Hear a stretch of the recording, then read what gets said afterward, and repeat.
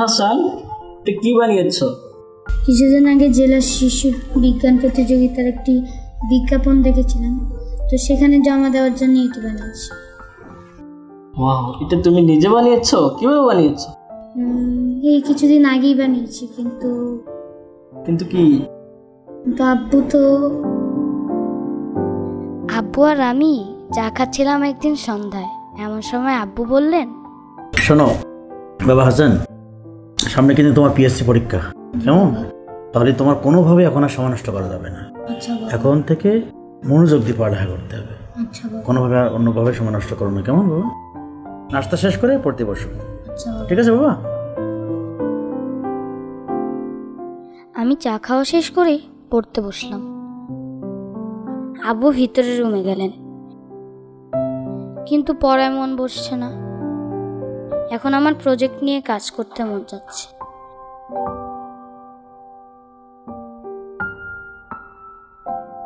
কিন্তু আব্বু পড়ার সময় এটা দেখলে আবার রাগ করবেন।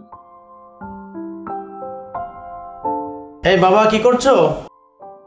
পড়ো বাবা, পড়ো। আমি একটু বাইরে যাচ্ছি, তুমি মনোযোগ দিয়ে পড়ো, কেমন? আব্বু তো বাসায় নেই। খুশি মনে আমি প্রজেক্ট নিয়ে কাজ করতে শুরু করলাম।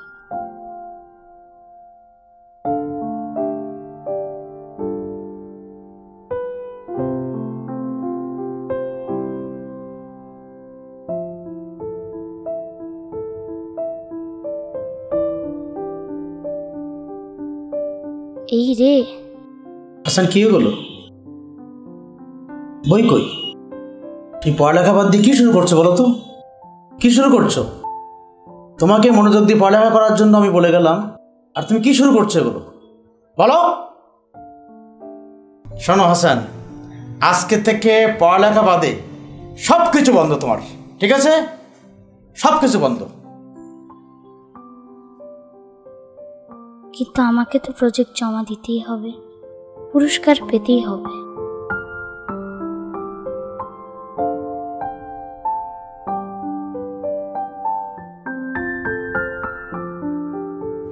ও আচ্ছা, এই ঘটনা। স্যার, আপনি কি আমার হয়ে এটা একটু জমা দিয়ে দেবেন? আচ্ছা ঠিক আছে, যাওয়ার সময় আমাকে দিয়ে দিও। আচ্ছা স্যার।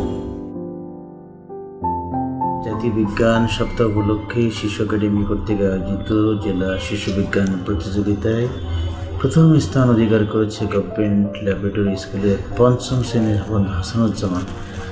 আমার ছেলে ফার্স্ট হয়ে গেছে। ফার্স্ট? অথচ আমি কোনোদিন ওকে সহযোগিতা করিনি। বাবা, আমি ফার্স্ট হয়েছি।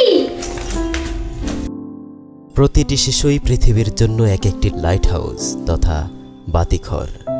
শিশুরা একটু আলো পেলেই আলোয় ভরে উঠবে এই পৃথিবী। আমরা শিশু, নিরুৎসাহিত করবেন না। আমরা শিশু, আমাদের বকুনি দেবেন না।